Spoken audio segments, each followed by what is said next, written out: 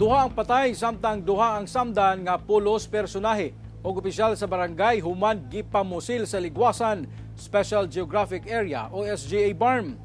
Napalgang na bulit na sa igo sa mga bala kining minivan sa kadalanan sa barangay Kabasalan sa Ligwasan Special Geographic Area o SGA Barm pasado alas 12 sa hapon adlaw Martes.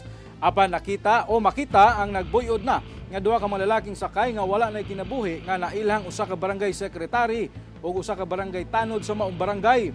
Samtang laing duha ka mga lalaking sakay sab niini nga nailhan nga usa ka barangay treasurer o usa ka barangay kagawad ang padayong ginatambalan sa ospital human nasamdan sa pagpamusil. Matod sa Police Regional Office Bangsamoro Autonomous Region, pauli na ang mga biktima sakay sa maong minivan.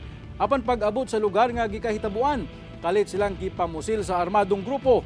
Padayon ang investigasyon sa otoridad, lakip hot pursuit operation sa mga sospek. Ginasuta sab ang motibo sa krimen.